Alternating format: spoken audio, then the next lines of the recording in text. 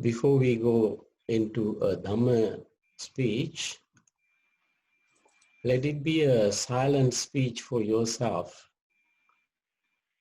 I just say a few words at the beginning for about 5 minutes so that we can practice mindfulness.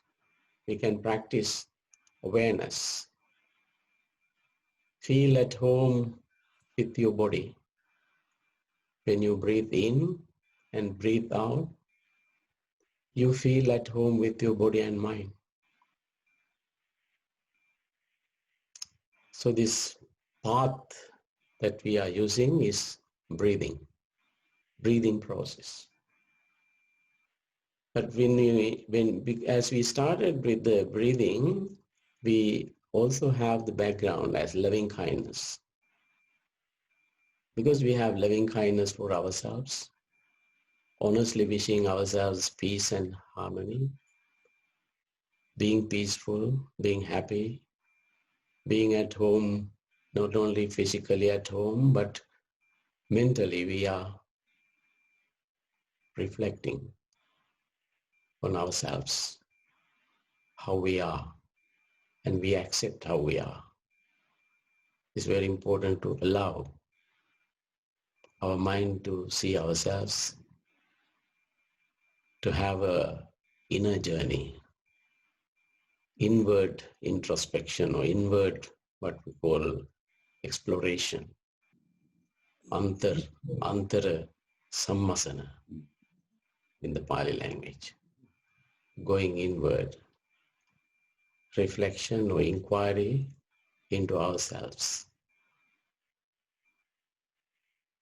So we keep our eyes gently closed.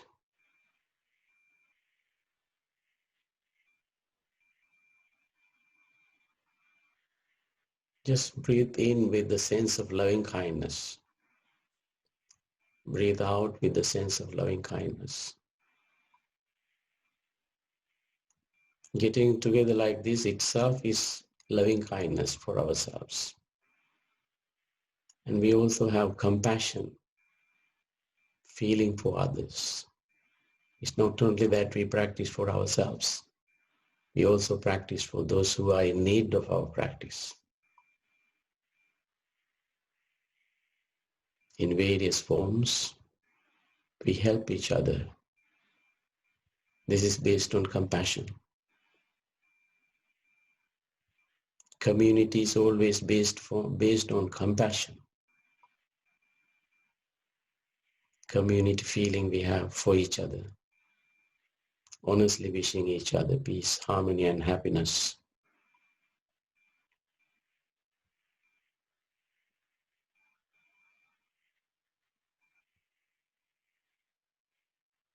Now when we breathe in and breathe out, we notice how the breath touches our body. It's the touch of the breath that we focus on. Our mind can recognize how breathing process is in contact with our body. Just like other sensory bases, the body is a sensory base, and the object is the touching sensation, the touch. So you may feel the breathing in the nostrils or in the throat or on the chest or somewhere on the abdomen or on your shoulders or wherever you feel the rising and falling, expansion and contraction. Any form of touching the body with this process of breathing in and breathing out.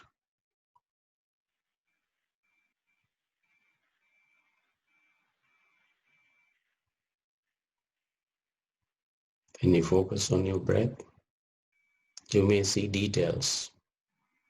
Some breaths are long, some breaths are short. Just noticing the details of breathing, breath, how the breath touches your nostrils and the throat and the rising and falling, expansion and contraction experiences that you may feel on your body muscles, on the abdomen, chest.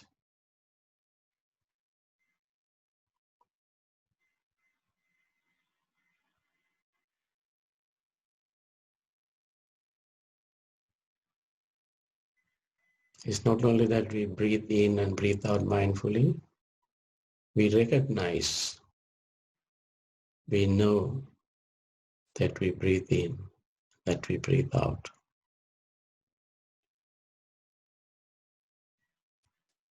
When you know the touch, when you know the contact of the breath on the body, you may also notice the feeling, maybe some gross or subtle feelings of breath touching your body.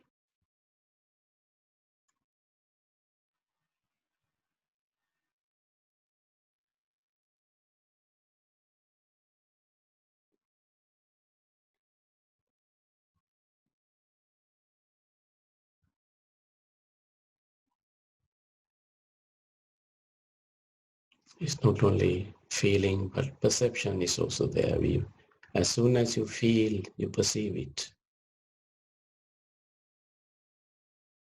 Noticing your feeling and perceiving. Breathe in mindfully. Breathe out mindfully.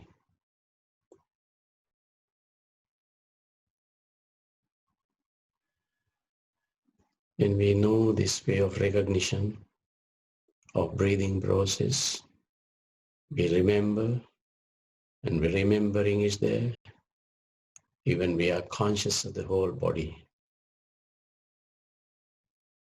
All the 5 components can come in. All the 5 aggregates can come in. The form of touch is there. Feeling is there. Perception is there. Volition or the remembering, memory part is there.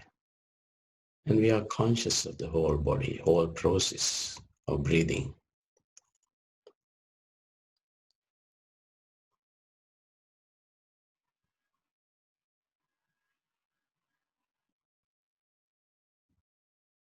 When you see these details related to all these components, we breathe in mindfully, breathe out mindfully.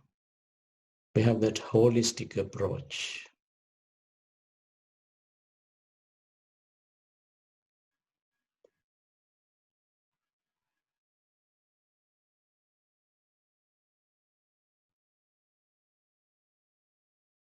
When we deeply recognize all these, it's natural that mind calms down, the body calms down.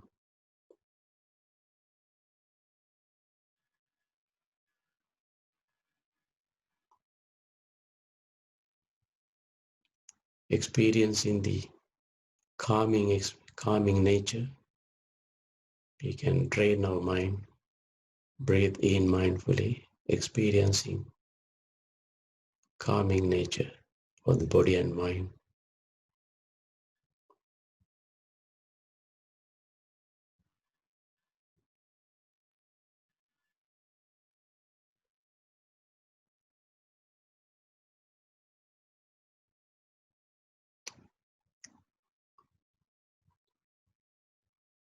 When calming nature is there, it is natural that our mind enjoys. Our mind enjoys breathing in and breathing out, experiencing the calming nature of the body and mind. So you may continue with experiencing joy and then happiness, etc. All these are healthy qualities for the mind and the body. So with these experiences, we may continue our practicing mindfulness based on breathing experiences, and we go into deep concentration when it comes to a moment that we can concentrate. Collectedness we experience, collectedness of wholesome qualities we experience, healthy qualities altogether. So experiencing all these, we breathe in and we breathe out mindfully.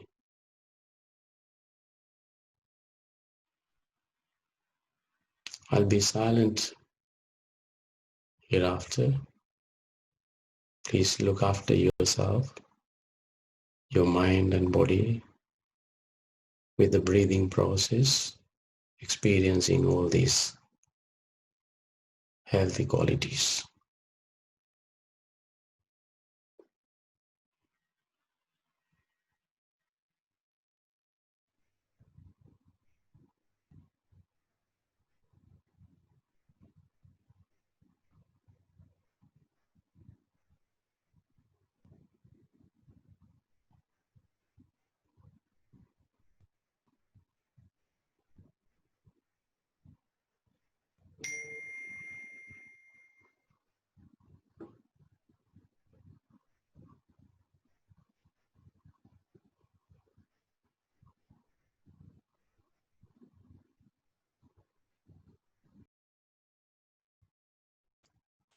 When we are silent, it's not only silence that we experience. We may experience some sounds as well. All these are meditation subjects. Some sounds we hear from the surroundings or from our own backgrounds, and they're all sound forms. Just like we experience our breath on our body is a tangible object, what we call touch on our body. All our sensory bases have related external objects. Eyes and visible objects are there, visual objects are there. And visual objects we call rupa. For the ears we have sounds, and sounds are called audible objects. They are called sabda rupa. And also we experience some smell, odor. That is called smell rupa, or else smell form, odor form. Taste for the tongue, and that is called taste rupa, that is taste form. And for the body, we experience touch. That is we come across even the breathing process. The breathing is not meant for the nose. Nose is, of course, touched as a part of the body. When we breathe in and breathe out, it goes through nostrils. Then we feel the touching sensation in the nostrils or in the throat. It doesn't mean that we have to be only at the nostrils, because touch is the most important, tangible object that we experience on our body. It's a pottabha rupa. Pottabha rupa is contact form we experience. And then we experience mind, and mind objects, mental objects are there. So they are mano rupa, chitta rupa, thoughts, all these are rupa. Rupa means forms. So when we reflect on the five aggregates, five components that we are part and parcel of, We always think in its singular expression, of course, rupa, Pali also rupa. Rupa literally means pictures and the physical form we might think of. But it is much more when we talk about form in the Buddha's teaching. Form, in this case, physical form are there, material shapes are there, which are visible for the eyes. So visual objects are there for the eyes. Sound objects, they are called sound rupa, that is sabda rupa. And then ghana rupa for the nose, smell, odor. Taste, that is rasa rupa. The pottabha rupa for the body, and for the mind, mano rupa you find. All these are details that we experience. Even in a sitting posture, then we might ask, what is one-pointedness then? Where do you have one-pointedness? There's no one-pointedness. But you will come to collectedness. We will all come to collectedness. Collectedness of wholesome qualities.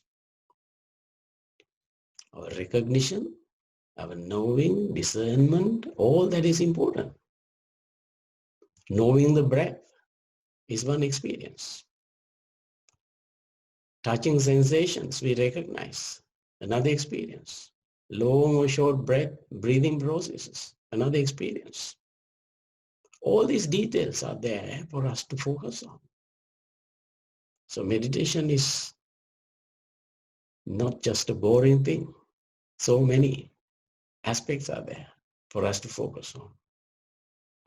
When we have all these details to begin with, we recognize all this. We discern them, understand them while breathing in and breathing out. Then it is very natural for the mind to calm down. As long as we deeply recognize something, you have a distance from that. Whenever you are mindful of something, you will develop a space around it. And that is important for the mind. Mind doesn't have to be stuck in one thing or another. Mind has to be free. And that free mind can focus on what is going on. So we are not disturbed when a sound is heard, because we take it as a sound rupa, sound form. Then feeling is there connected to sound form. Also we have a perception connected to sound form. We have also a remembering and also memories, constructions, all these are there connected to sound form. And then we are conscious of all these. So all these processes work along all kinds of experiences.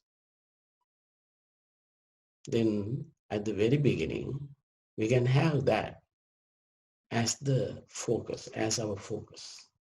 This focus is not just one point. This focus is open awareness. That open awareness is so important so that our mind can calm down easily by recognizing all this. We can have a distance from all this. We should allow for the mind to recognize. We should allow the body to breathe in and breathe out. We don't need to focus. We don't need to forcefully breathe in and breathe out. For exercises, of course, you can do that. Otherwise, we only focus on breath. When the body needs breath, let the body breathe in. Let the body breathe in, let the body breathe out.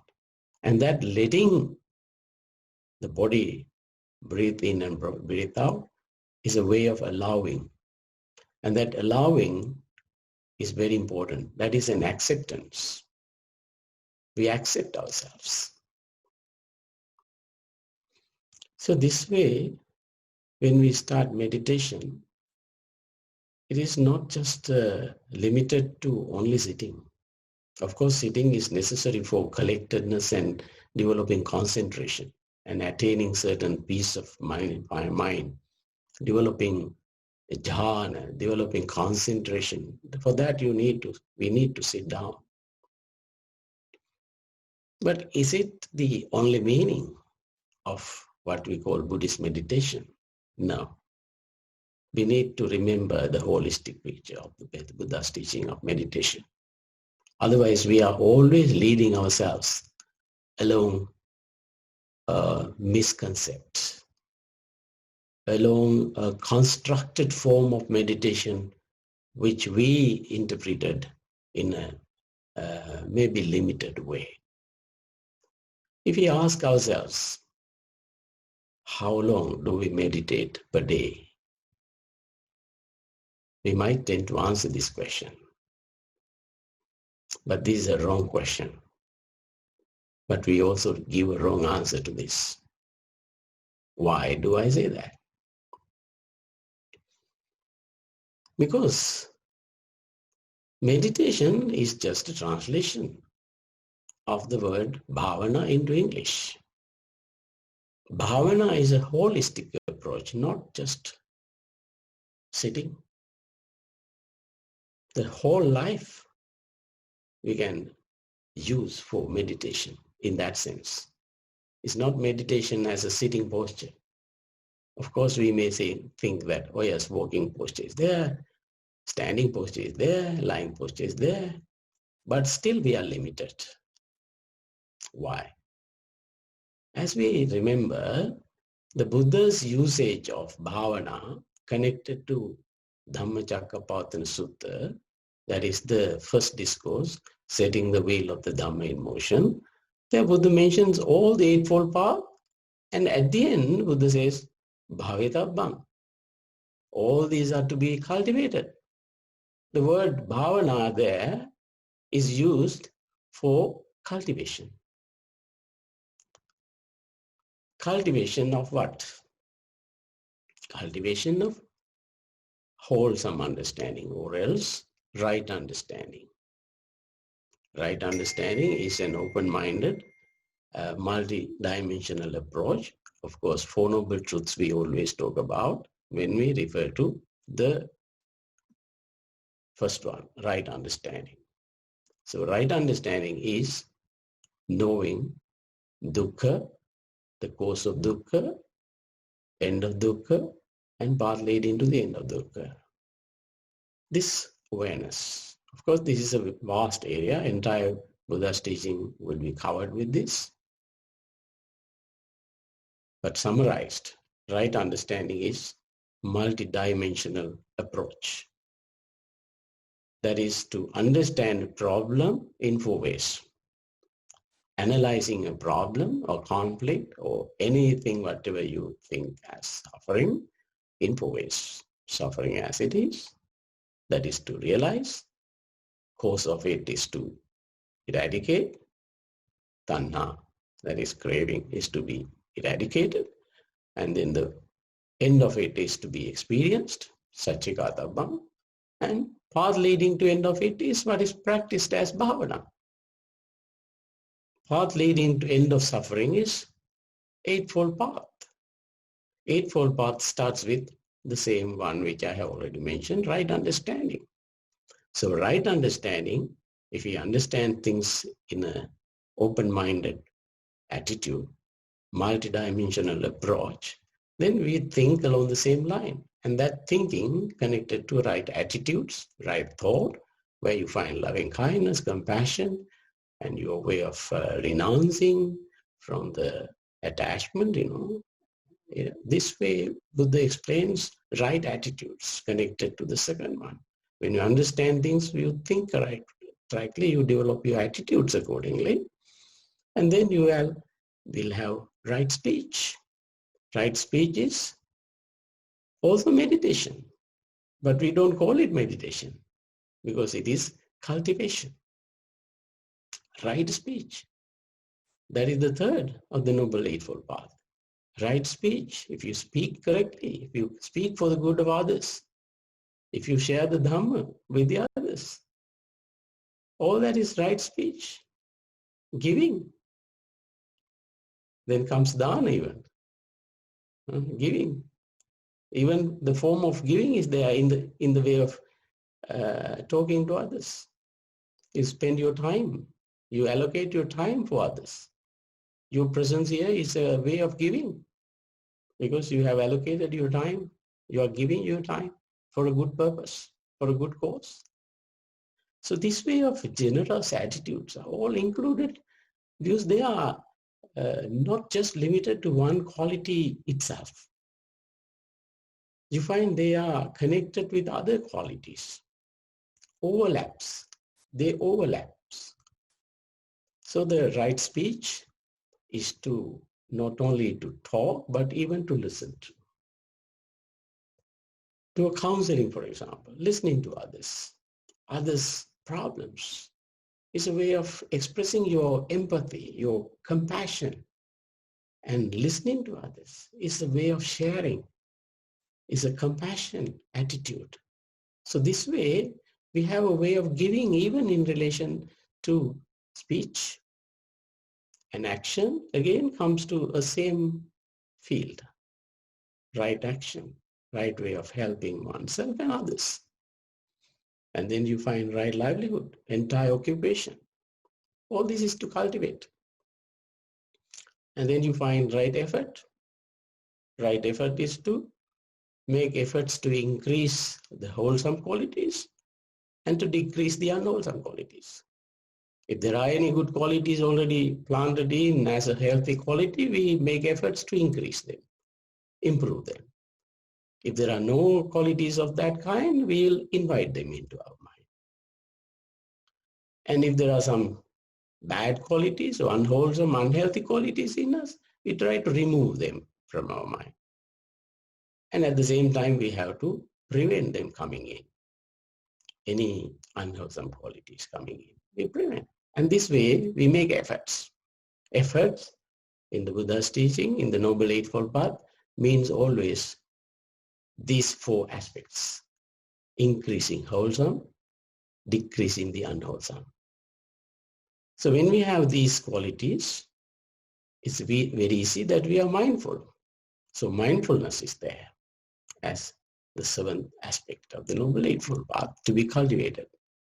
And the concentration, the last one, is to cultivate collectedness of healthy qualities. Concentration is not enough.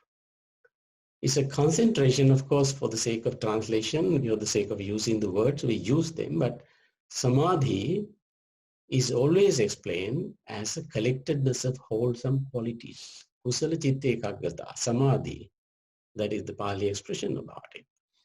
And also you find samadhi parikhara, satta samadhi parikharas are there. That means the first seven qualities of the Noble Eightfold Path, starting from right understanding, ending with right mindfulness, all these seven are called samadhi parikhara.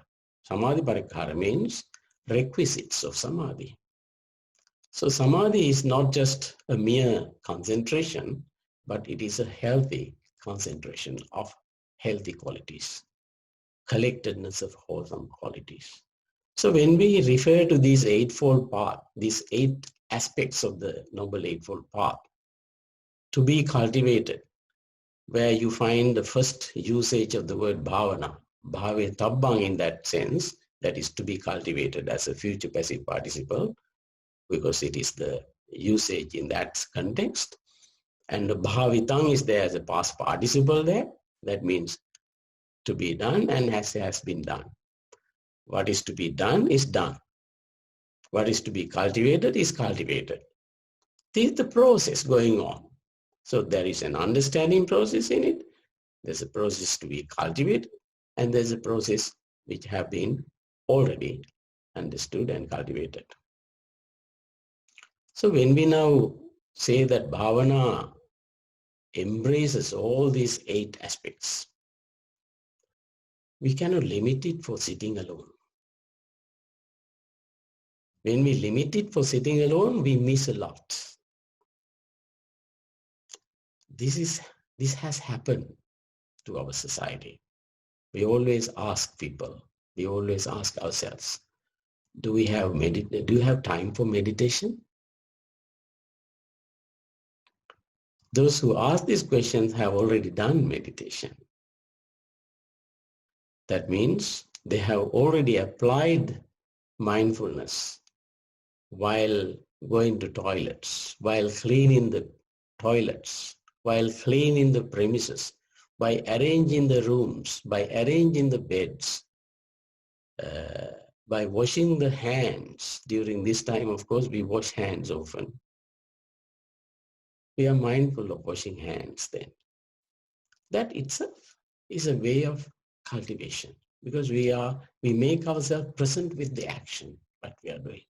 And that presence is important for the mind, for the body to relax, for the mind to relax.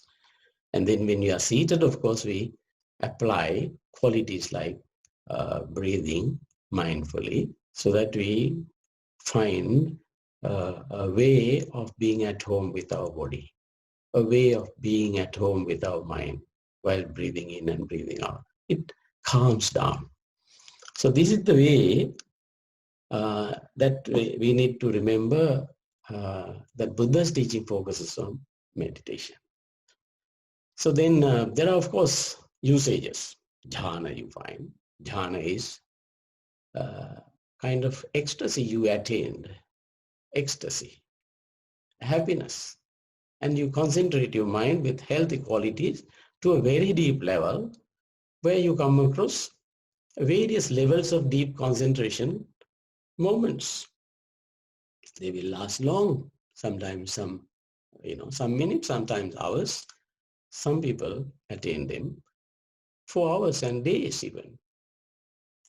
These are not the only results for meditation. These are not only results for those who meditate. Meditation should be spread for the whole life. And then there is a question. What about Dana Sila Bhavana then? You have Dana as one column, Sila as another, and Bhavana as another category in that collection of three merits. Traditionally, we have these sort of three qualities generally spoken about. And there we separate Bhavana into the final one.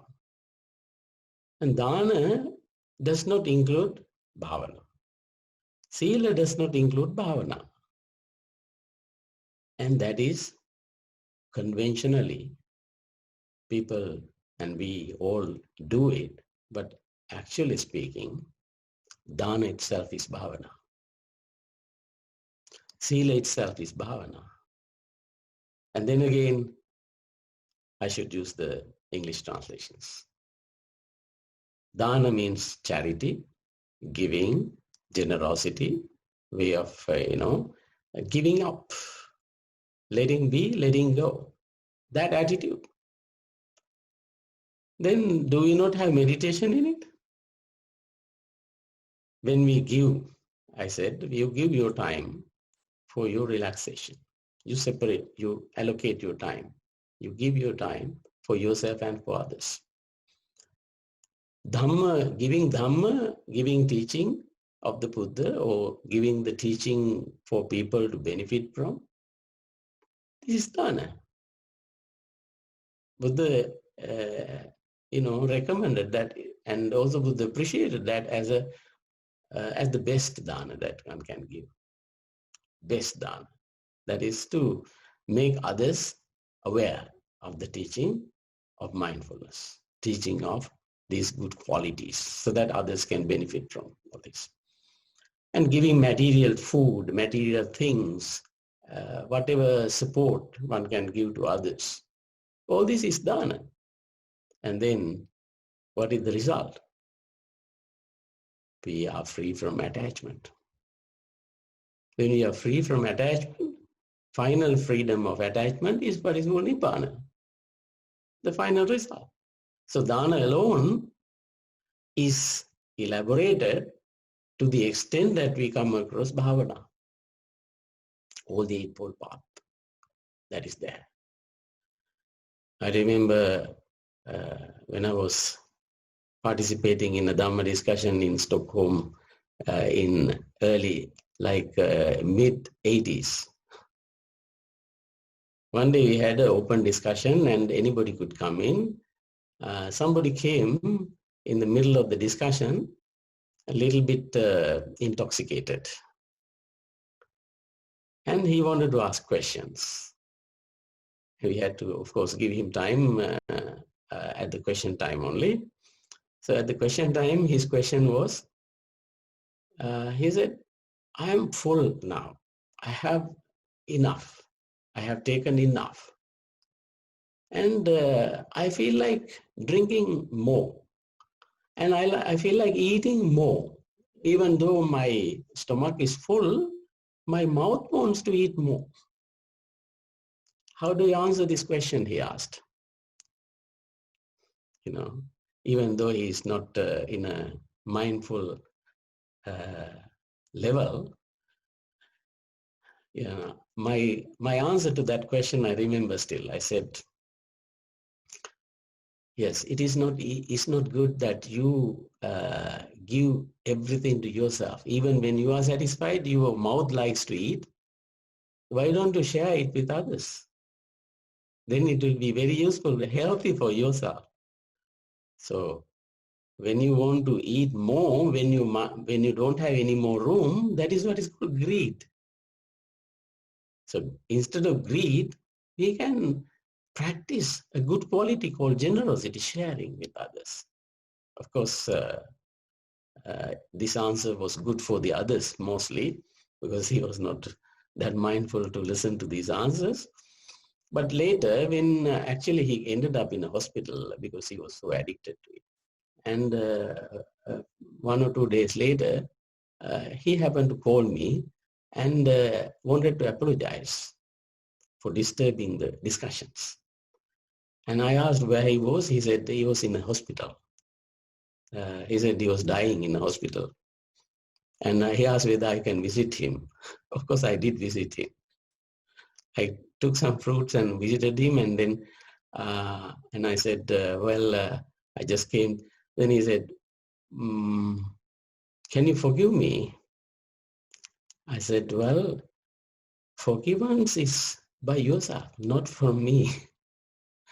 You have already understood, you have realized, and you can promise for yourself. And I just brought him some fruits, and he immediately wanted to share the fruits with the other patients. So he knew how to give. Not only that, he wanted to eat himself and so on. It's just a story. I mean, an experience related. Why I said that is, there you find bhavana. There you find giving. There you find sharing, acceptance. All that is there. Of course, we can't allow people to come to our meetings that way always. But if it happens, of course, we need to also learn something from such situations. We have to also help them in the possible way. So this way of sharing, somehow we need to change the meaning of the term bhavana. Why do we use bhavana at the end then, like dana sila bhavana? My understanding of that is, dana, from one level, you can talk about generous attitudes of sharing and giving and your cultivation, all that is related until you reach the final goal. And sila, again, morality. Sila is also called bhavana in some context in the Buddha's teaching. Samvara padhana is a word for bhavana. Samvara padhana. So samvara padhana, that is restraining, disciplining oneself to any level so that one can be in harmony with oneself, and final attainment. Until you reach final attainment, of course, you can have that attitude. Then as a summary, you can have bhavana. Again, dana as a bhavana in a way, sila as a bhavana, cultivation. Again, bhavana as a summary of the cultivation. So it embraces entire three aspects of our practice. So this way, my Dhamma talk very simply refer to that we need to use bhavana applied, not only limited to our sitting, even when we are awake. Whenever we are awake, whenever we talk to others, whenever we share with others, we need to bring these qualities with others. I started explaining a little bit connected to Rupa. Let me just, when we are seated, we need to bring our attention to these aspects as well. I tried to connect these with Sabbakaya. Sabbakaya Patisangvedi in the Pali language. That means knowing the entire body. We breathe in and breathe out. Of course, at the beginning, this is a little bit controversial perhaps, because we don't talk along these lines always. My understanding is that Sabbakaya is not only limited to breathing. Of course, breathing alone has these 5 components. Breathing itself has the touch as the form, Pottabha Rupa. That is one aspect of Rupa. And that gives us feeling. That is the second aspect of what we call the 5 aggregates. And then we have the third aspect, perception, knowing.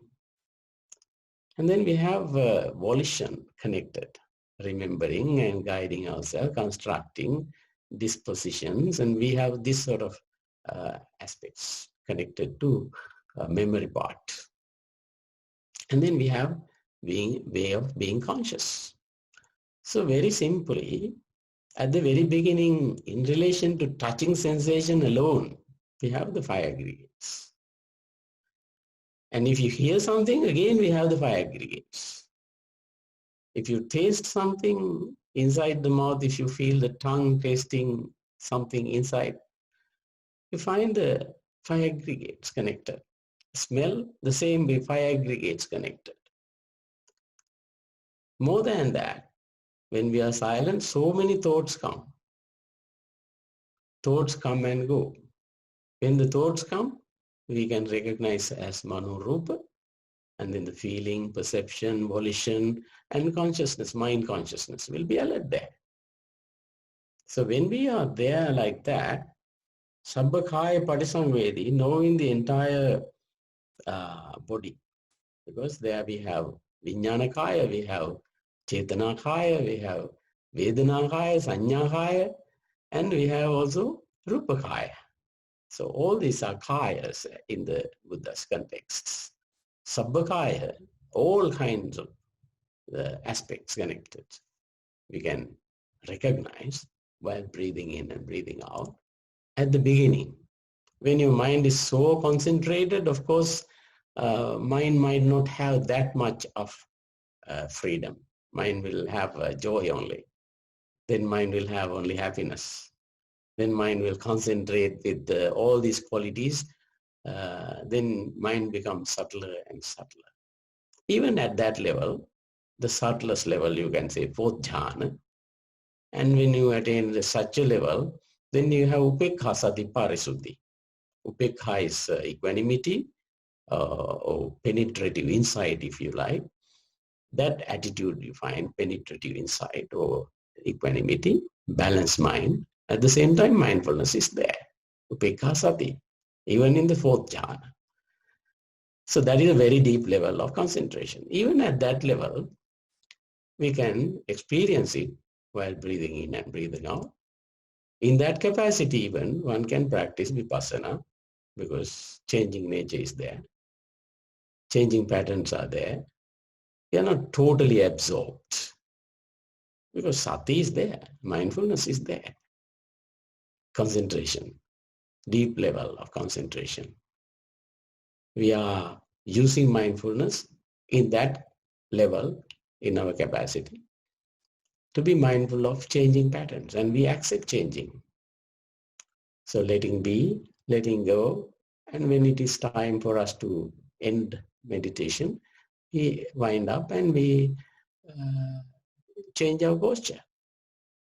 So this way you find the entire practice is connected with Sabbakaya Patisambhedi, that is knowing the entire process to begin with, and then calming nature and joy, happiness, etc. continuing. And this is how we continue practicing our sitting postures as well. I think I have spent about half an hour or a little more. May I wish you all peace and harmony, peace and happiness, and may you all share the Dhamma, may you all benefit from the Dhamma as Buddha has explained, and we experience ourselves. May you be well and happy. So may I now open the field for discussion and question time. So anybody can have a question.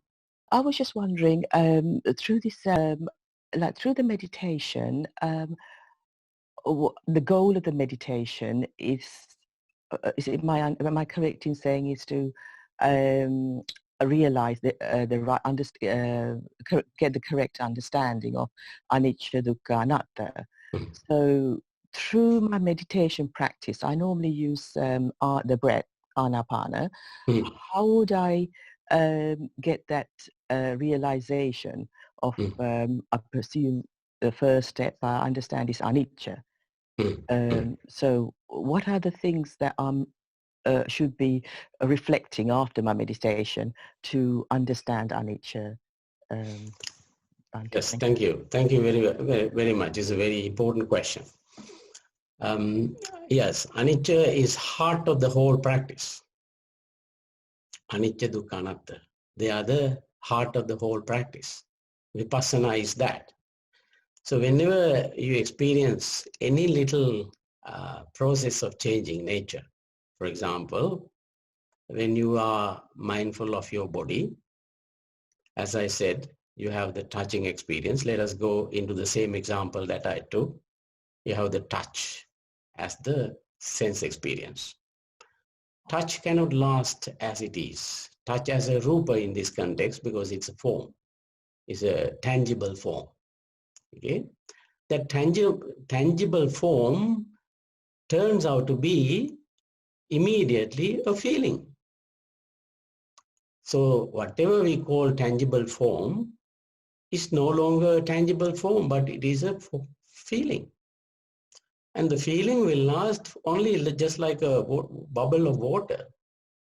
It changes into a perception. And the perception is another changing pattern. It's a mirage, as it is, likened. It's likened to a mirage. Mirage, I think everybody is familiar with.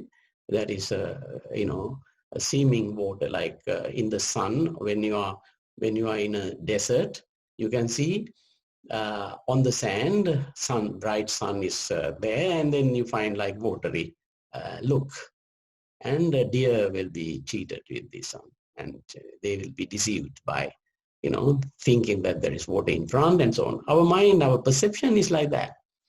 Whatever we come to as a perception is deceiving us. It's not a very correct knowledge. It is always much more, and it will, develop more and more egocentric attitudes and so on. Therefore, it's a changing pattern. It's all these changing patterns, when we come to even egocentricity and all that, dukkha is related then. Anicca immediately turns out to be dukkha. If you are mindful of all these, you will see in relation to the entire five aggregates, changing pattern is going on. Even the positive aspects, You might like joy, but it turns out to be happiness. And of course, positive. But depending on your liking, you may see the changing patterns. We always like to have one way or another, and we like to identify ourselves with all this. So identity is also playing a role in this context. As soon as we attach ourselves to a kind of like, then what happens is we identify ourselves with it, a kind of self nature. We find a kind of an embodiment of what we like. And that self nature, that personality view, that is there as a Sakayaditi connected. So all the five aggregates are continuously changing. If we can just bring this perspective into our meditation, whenever we breathe in and breathe out, that's also possible because of anicca. Anicca is not always related to dukkha. It is related to dukkha only when you have Sakayaditi, when you have personality view, identity view, egocentric attitudes. Things are changing in the world, but we don't suffer from them. Even in front of us, there is this computer, and I don't suffer from that changing. But if you have attachment, if it is stolen, I suffer from it. Why? Because my attachment is there into it. So without attachment, although impermanent is there, there is no suffering. So suffering comes only psychologically. Impermanence is objective. Any kind of anything is subject to changing patterns. Changing is a blessing sometimes, you know. Due to that changing, we can come to a place like that, like this. We can meditate. We can change our mind even into the level of enlightenment. That is a blessing. So dynamic, changing patterns, but associated with me, mine, and it starts with mine actually. This mine is very much subtly connected. That is where Sakayaditi has relationship with these five aggregates.